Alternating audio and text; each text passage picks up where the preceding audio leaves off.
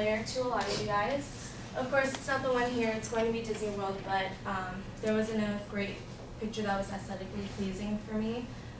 So this will be kind of like your Disneyland for here. So I'm sure a lot of you guys have seen this before. It is Main Street of Disneyland. So I kind of want you guys to picture a scene for me. So I'm sure a lot of you guys have been here since you were little, or if you guys haven't gone, you guys really want to go. It's just something that kind of brings out your inner childhood. So imagine walking through the gates of Disneyland. You're entering Main Street. You smell the popcorn on your right-hand side, the smell of vanilla, the nostalgic feeling running through your veins. You haven't been here since you were a child, and that's something that you really want to enjoy. All of a sudden, the Paint the Night parade comes on your left-hand side. This is something that you haven't seen before. It's a brand new parade, and you want to take a picture. So you stand in the walkway, you pull out your phone. All of a sudden, a cast member comes up to you saying that you can't stand there because it is a walkway. That's when your blood starts rushing through your veins. You get a little angry. Does Matt know how much I paid to come here? Does he know that I want to take a picture of this parade? Like, why can't I do that? So before you say anything, you have two options. You can either just leave it alone, walk away, or you can stand there and argue. So before you take that second step, I just wanted you guys to know that this is something that cast members deal with on an everyday basis. We're kind of scared of what you're going to say. Sometimes we're like, okay, are they going to get mad? Are they not? You're kind of just waiting for that response. So today I want to talk about what us as cast members want you to understand. Now, as you can tell, I am a cast member on my own, and I do have conversations with other cast members as well, going over what we wish that you guys understood. So first and foremost, I want to talk about what a cast member is. Cast member is obviously an employee of Disneyland. And I don't know if you guys noticed, we talk in an annoying way. I talk like I'm spieling to you guys right now. We do like to stick with a theme talk. So if I work at Indiana Jones. If my ride breaks down and a little kid comes and asks me, hey, why did you break down? I have to say the snakes got loosed and Indy got scared. That's the only thing. So the reason why we talk about that is because Disneyland is considered a show, a theatrical experience to you guys, which kind of mind blew me once I found that out. So the trams that take you to Disneyland will be your limousine, and the ticket booths will obviously be the ticket booths. Once you enter through the gates, you're not even in the theme park quite yet. Do you know the bridge before you enter the actual Main Street? That is considered the lobby of the park. So right when it says, here you leave the world of today into the land of tomorrow, fantasy and adventure, right when you enter through that bridge, you are now part of the show. So the Disneyland career site labels the cast members as we get hired, we ensure an enjoyable experience and that our land is clean and show ready. And we do abide by the 4 keys, which is safety, courtesy, show, and efficiency. And this is the compass for both strategically and tactically. That's my friend Matt. You can see he's happy, right? There you go. All right, so we are going to talk about safety. We want you to understand that we do genuinely care about you guys. We do want you guys to have the best experience while pertaining to our safety guidelines. So we are a 24-hour operation, and we do run things throughout the day. We do try to make our operations as safe as possible, and we make sure that it's okay for you guys to ride on it, and we make sure our land is clean. And we are trained to spot out conditions, like unusual conditions. In August 19th of 2015, Aguilar Aganchilo came to the park with a gun. And they stated that a guest actually saw him, which is incorrect. On KTLA 5, they actually confirmed that a security guard was the one who confirmed it. And this is his little mugshot right here. I thought I'd just like to add that in. All right. So the last thing that I want you guys to know is that some things are out of our control. Again, that falls under the safety guidelines. If your ride breaks down or fireworks can't go on, please just try to understand that it's a safety hazard. Sometimes the wind is going too much. We don't want firework ashes blowing in your face. or our ride is broken down and we can't control that because it's a technical issue. So please kind of be patient with that. And yes, we do know the prices went up.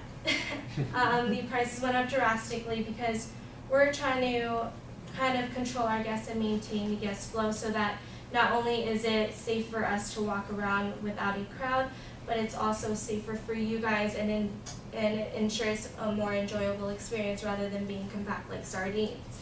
So, Susie Brown, which is a director of our media relations at Disney, says it'll help us manage strong demand and continue to deliver a world-class experience while providing more choices for guests to select the pass that best meets their needs. So in conclusion, I just wanted you guys to know that we are people too. We have feelings and we care about you guys. So if you can give us a little bit of slack and just kind of understand that we do genuinely want the best for you guys and that we try to pertain to your safety as well. Thank you.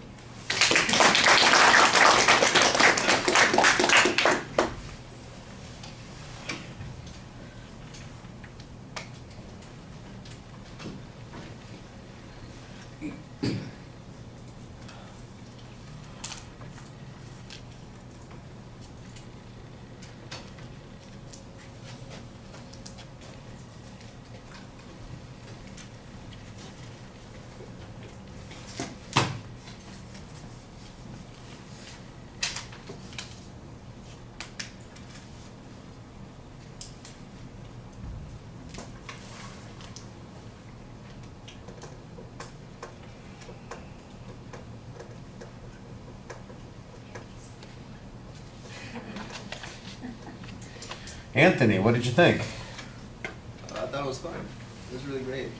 Where are you? Yeah, we'll leave it there. I really enjoyed your the opening visualization. The smelling of vanilla and popcorn made me want to renew my pass for Disneyland. I really enjoyed the visuals in your project a lot, and it really put me in your shoes as a cast member. So it really informed me of how, I always see them walking around, and then, I'm like, what are you up to, Like, they're causing trouble. Yeah, when there's like some kind of trouble around or something. No, it was really informative, and they put me in your shoes. Maybe a little too much to read on the slides, but other than that, it was really fun. I enjoyed it.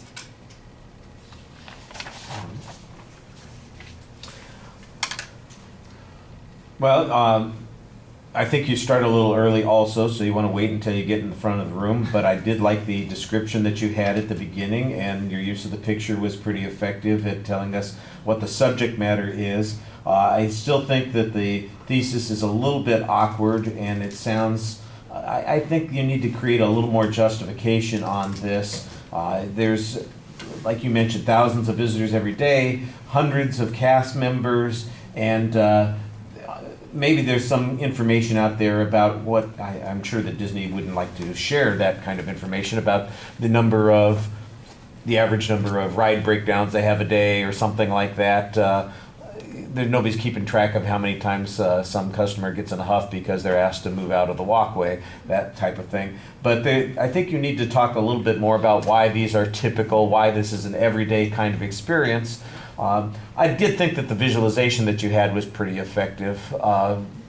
I'd agree with Anthony about the description about arriving on Main Street and pausing to stop and take the picture of the parade and what happens there and the confrontation that's going on. I thought that you did a nice job on kind of getting us to see that image. There are, of course, dozens of kinds of things that happen to go on every day. You make a reference at one point to this kind of compass of your behavior, and you've got the 4 key things that all the cast members are supposed to be aware of, and that seemed to me like it was suggesting what the organizational structure of the speech would be, but it turns out that's not really what you're using it for, and I don't know that it gets you anything as a consequence. And organizationally, I think that's a problem because you don't really have a preview, so I don't know what the supporting structure is going to be. I kind of get a general description of some of the cast member issues and how they're supposed to behave, and then I've got a safety discussion.